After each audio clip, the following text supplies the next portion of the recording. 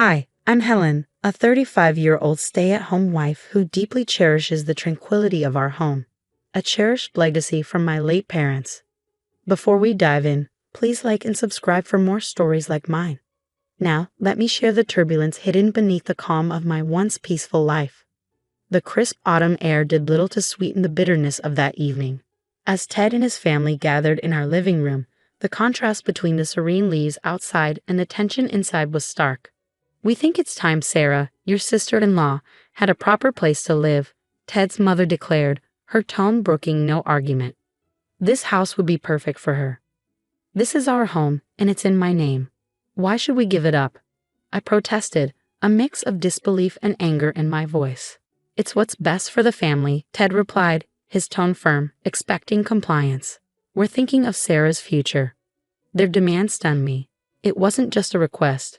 It was a directive, a clear expectation that I would simply step aside.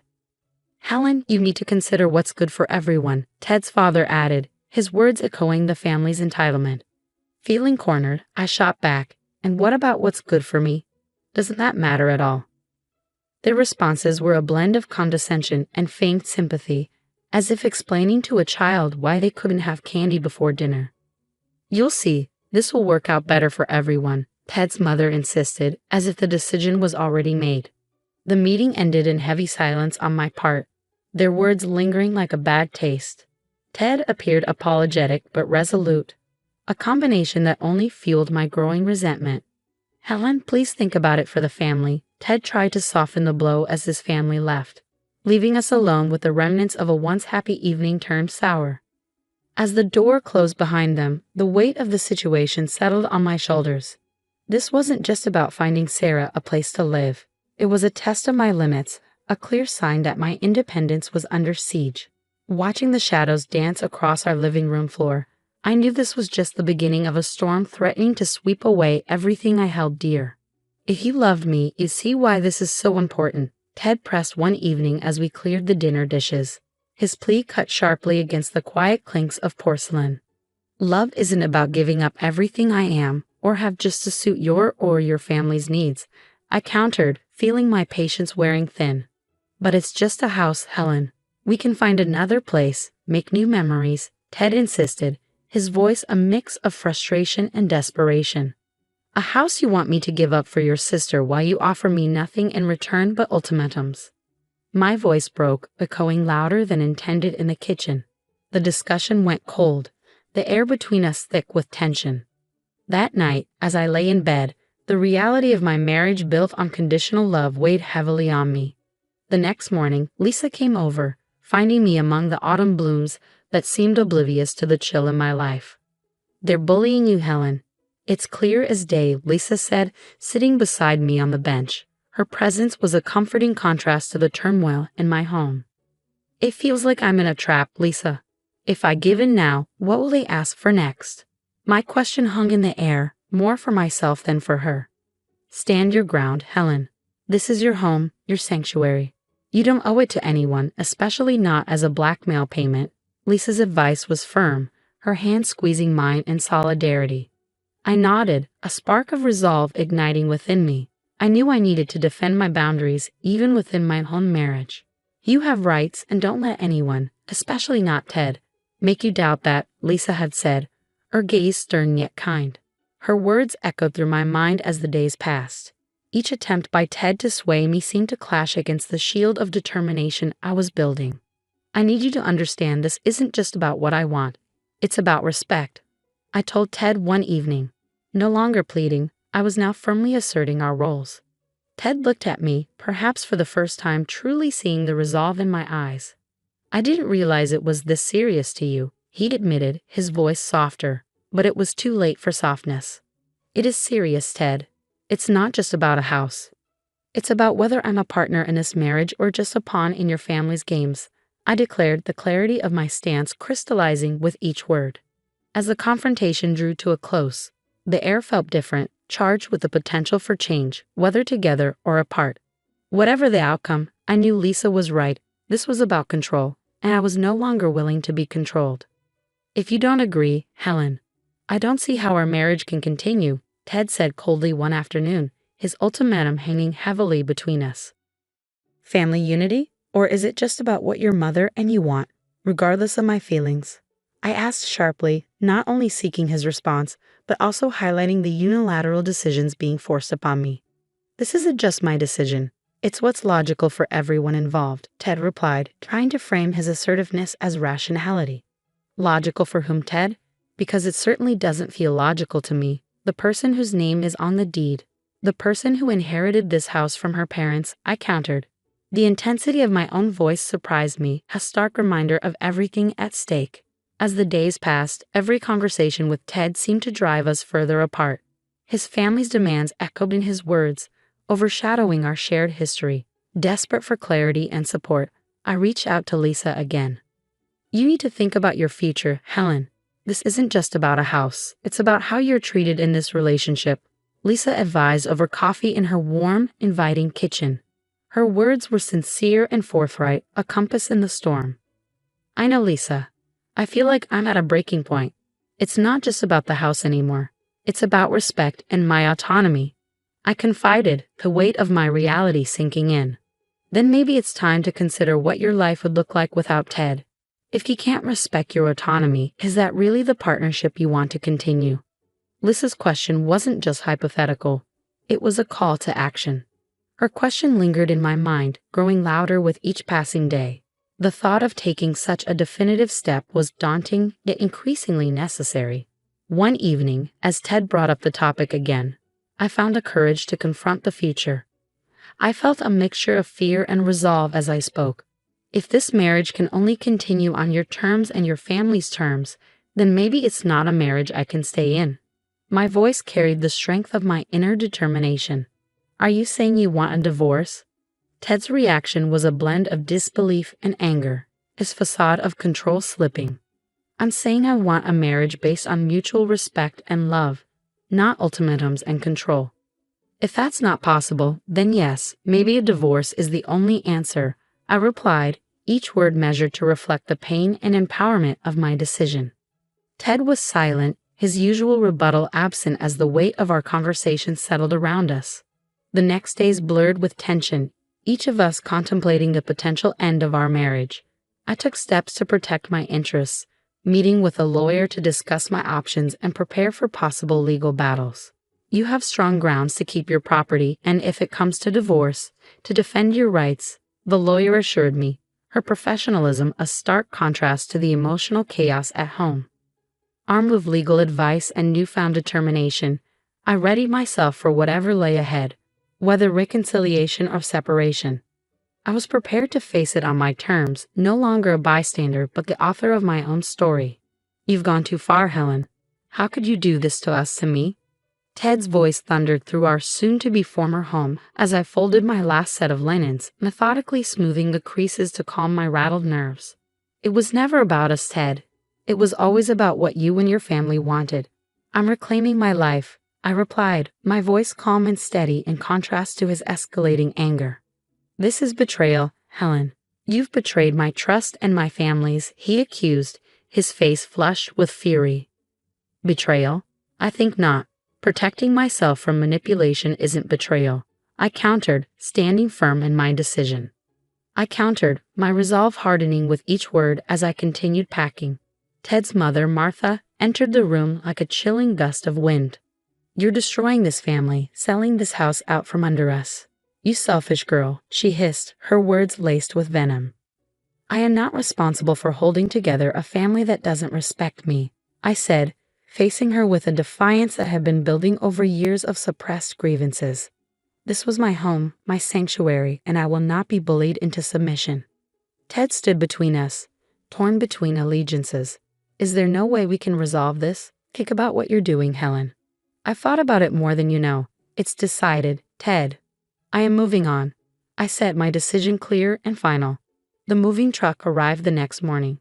As I oversaw the loading of my life into boxes, Ted tried one last time. You don't have to do this, Helen. We can work it out. I needed a partner who stood by me, not one caught between me and his family's demands, I replied, not pausing in my tasks. With each box that left the house, I felt a weight lifting. I wasn't just moving my belongings. I was shifting the boundaries of my life, setting new, healthier limits. As the final items were loaded, I took one last look at the house. It had been a place of love and conflict, of growth and retreat. Now it was just a building in my rearview mirror. Goodbye, Ted. I wish things could have been different, I said, more to close the chapter than out of hope for reconciliation. Helen, Ted began, but I didn't stay to hear the end. As I drove away, I felt the strings of manipulation and control cut cleanly for the first time in years. My phone buzzed with a message from Lisa. You're free now, coffee's on me when you're ready. I smiled, driving toward my new beginning. I knew the road ahead would be challenging, but it was mine to travel, free from the shadows of others' desires. My heart was heavy yet hopeful, ready for whatever lay ahead, armed with the lessons of the past and the promise of a future built on my own terms. Sitting across from Ted in the stark, neutral-colored room where our divorce mediation took place, I felt an unusual sense of detachment. His attempts to sway the mediator with emotional appeals only highlighted why this path was necessary. Helen, can't we just discuss this? There must be another way, Ted implored, his voice strained as he leaned across the table, searching for a glimpse of the connection we once shared. No, Ted. Discussions were for when I was being manipulated and threatened. This is the result of that, I replied firmly, my voice clear and resolute, no longer swayed by his pleas. As Ted realized his usual tactics were futile, his demeanor shifted to one of frustration and resignation. Helen, you're making a huge mistake, he muttered under his breath. Actually, Ted, I'm correcting one, I countered without hesitation, surprising even myself with the calm assertiveness that had grown within me. The mediator intervened, steering the conversation back to logistics. Let's focus on the division of assets. Helen, you've mentioned there are some personal items you wish to retain. Yes, items from my parents, things that hold sentimental value and have no relevance to Ted. I explained, listing the items that connected me to a past before my marriage began to suffocate me. Throughout the meeting, Lisa sat beside me, a silent pillar of support. Her presence was a constant reminder that I wasn't alone, that I had people in my corner who valued me for who I am, not for what I could give. After the meeting, as we walked to her car, Lisa squeezed my hand. How are you holding up? Better than I thought, I replied. It's like I'm finally breathing fresh air after being underwater for too long. I admitted, breathing in the crisp, invigorating autumn air around us. You're right, Lisa. I'm not just surviving, I'm reclaiming my life. Lisa's smile was both proud and encouraging, and I felt a wave of relief mixed with the adjustment to my new reality. Moving into a small apartment felt like stepping into a new world, one where every choice was mine alone. The space was minimal, the decor simple, reflecting the fresh start I was embracing. One evening, as I unpacked the last of my boxes, I came across an old photo album that my mother had compiled over the years. Flipping through its pages, I was flooded with memories of happier times, which brought both smiles and tears. It was then that I truly realized how far I had come, how much I had endured, and how much I had overcome. The phone rang, jolting me from my reverie. It was Ted, his voice softer and almost hesitant. I just wanted to say I hope you find what you're looking for. Thank you, Ted. I already have, I responded, the finality of my words closing the chapter on the past and opening the door to the future. With the divorce finalized and my past officially behind me, I looked forward to the days ahead with a renewed sense of hope and excitement.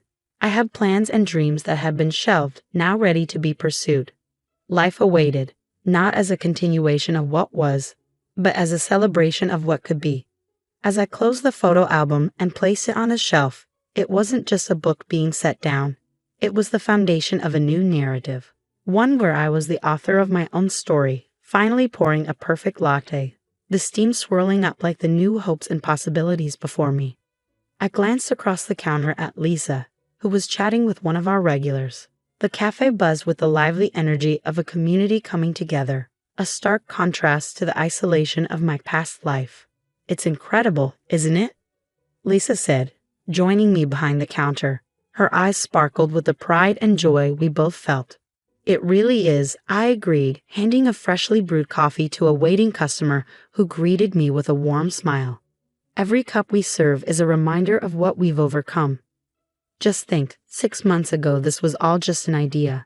Lisa remarked as she wiped down the counter. And now it's a place that brings people together. It feels like we're not just serving coffee but building a community. My heart swelled with every satisfied customer's nod and smile. The bell above the door jingled as a new customer walked in. It was Mia, a young woman who had recently moved into the neighborhood. She approached the counter with a shy smile. "Good morning. Could I get the usual, please?" Mia asked, her tone friendly and familiar. "Of course, coming right up," I replied, starting on her drink. "How's the new job going?" "It's going well, thanks for asking. This place has become a part of my morning ritual. It's so comforting," Mia shared, her gratitude evident. Hearing this, I felt an immense satisfaction that went beyond just business success. Our cafe was touching lives, offering comfort and a sense of belonging.